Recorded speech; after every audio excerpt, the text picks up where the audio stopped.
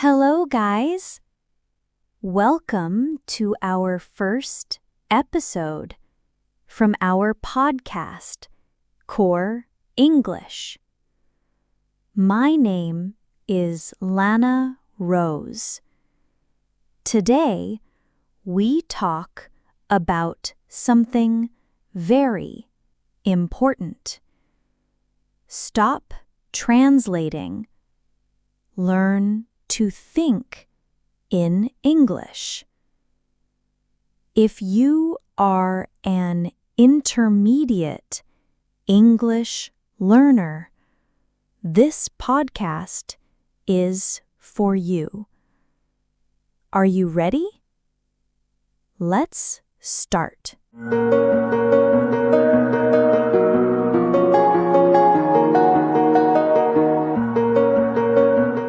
When you listen in English, your brain wants to translate. It's normal, but it's slow. Example, I say dog. You think cachorro. Then you understand. This process is a trap. It makes your brain tired. It makes speaking difficult. So today, we learn a new way. Let's make a tiny story. I wake up. I am tired. I drink coffee. I feel better. I go outside. I see the sun. I smile. This is English thinking. No translation. Just a flow of simple sentences. I have to be honest with you. When I first started learning English, my brain fought against it. I would hear a word, translate it back into my native language, then translate my answer back into English. By the time I figured out what to say, the conversation was already over. It felt like trying to run a race while dragging a heavy backpack. But here's the thing. The human brain is lazy. It doesn't want to do more work than necessary. And at that time, my brain kept screaming, "Why think in English when we already have a perfectly good language of our own?" That resistance, the inner voice telling me to stay in my comfort zone, that was my first big battle. I used to think the only way to start thinking in English was to move abroad. But I didn't have that chance. So I had to create my own little English world. I started changing the settings on my phone, my computer, even my video games. Everything into English. When I watched movies, I forced myself to use English subtitles, even when it felt impossible to follow. At first, it was torture. I'd pause every few seconds, I'd miss jokes, I'd get frustrated. But then something interesting happened. I stopped translating. Instead of thinking cachorro equals dog, I just thought dog. One single concept, one single word. That was the first time I caught my brain thinking directly in English, and I'll never forget that moment. Here's the trick that really changed everything. I started talking to myself in English. Not out loud at first, just in my head. I'd walk down the street and narrate what I saw. There's a red car. That man looks tired. I'm hungry. Maybe I should eat.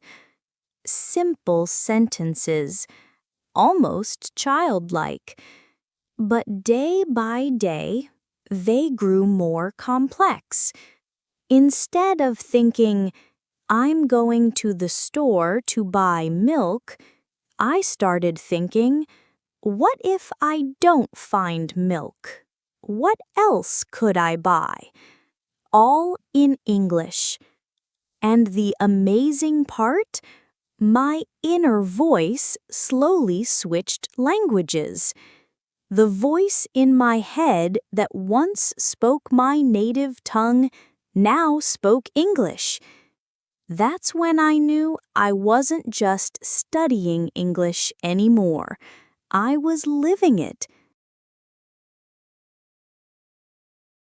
Now, why does this happen? Neuroscientists say that when you learn a second language deeply enough, your brain creates new neural pathways.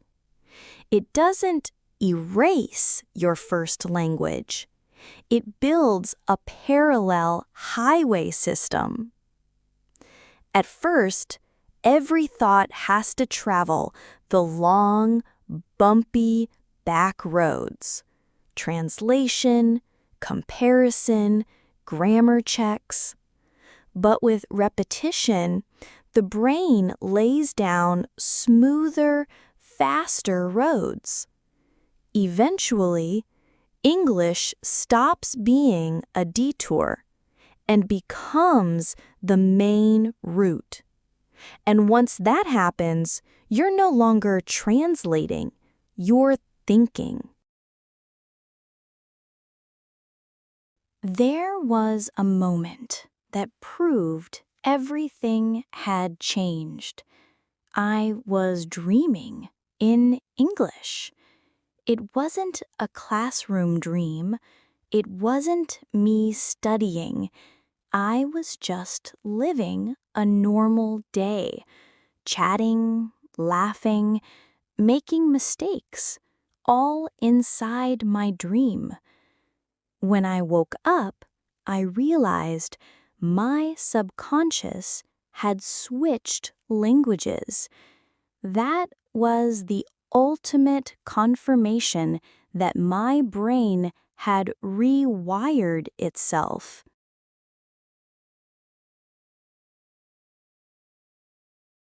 Of course, it's not perfect. Even now, I mix up words. I freeze when I don't know how to say something. But here's the difference. My brain no longer runs back to my first language for help. When I get stuck, my brain searches for other English words to explain myself. That's real fluency. Not knowing every word, but being able to think, adapt, and survive in the language itself.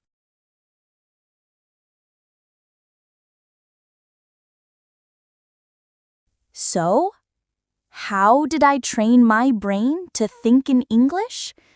I immersed myself without leaving home. I stopped translating and I started narrating my life in English. I let my inner voice switch languages. And most importantly, I gave my brain time. Because that's the secret nobody wants to hear. Fluency doesn't happen overnight. It's not a trick. It's not a hack. It's hours and hours of letting your brain build those new roads. But once it happens, it changes the way you see the world. Because when you think in another language, you don't just learn new words, you learn new ways of thinking. And that, my friends, is the real magic of it all.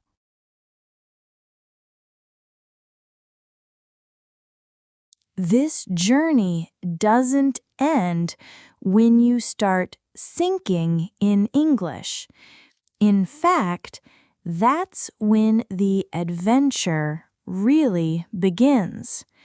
Once your brain adapts, you start noticing things you never did before.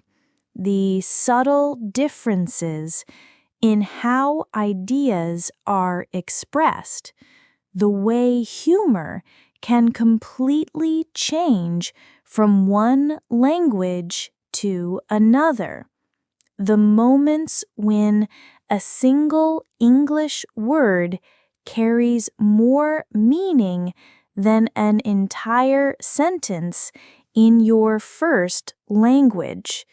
Your mind begins to see nuance, rhythm, and tone differently, and it can be almost addictive. You start craving those little mental sparks, the moments when you suddenly realize that your brain just created a shortcut you didn't even know was possible.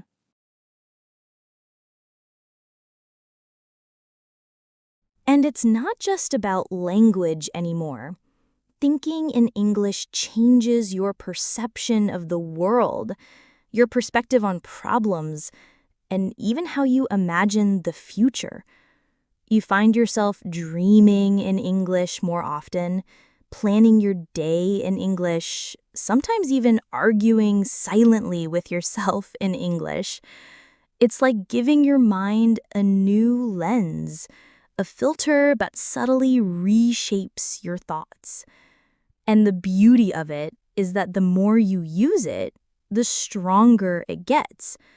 Each time you push yourself, your neural highways widen, your inner voice grows more confident, and you realize that learning a language is never just about memorizing words.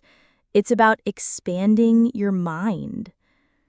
And here's something almost nobody talks about. This process teaches patience and self-compassion. You will make mistakes, lots of them, and sometimes you'll feel frustrated. But each mistake is proof that your brain is working, stretching, learning. Each pause, each hesitation is a moment of growth. Over time, you begin to celebrate the small victories. The first time you think in English without noticing, the first time you respond naturally without translating, the first time you understand a joke in English without needing an explanation. Those moments become milestones, proof that your mind is capable of far more than you imagined.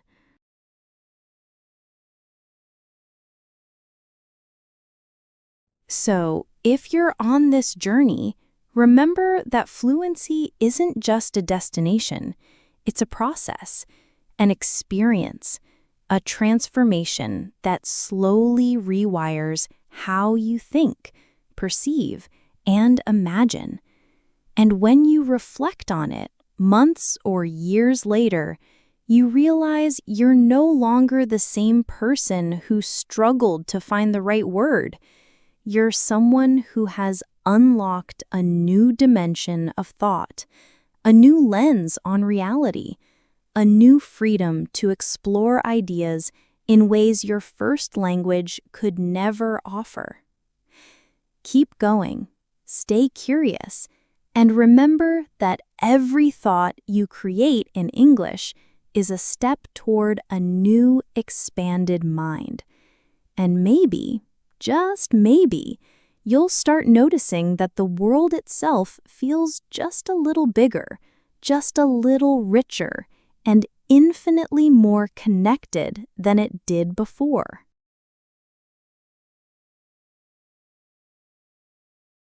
So today we learned one powerful idea. Stop translating, start thinking in English. Connect the English word to the feeling inside you. Tip number 4, surround yourself with English. Listen to songs, watch shows. Even if you don't understand everything, it's okay. The more you listen, the more your brain learns to think directly in English. Use images, use actions, use feelings.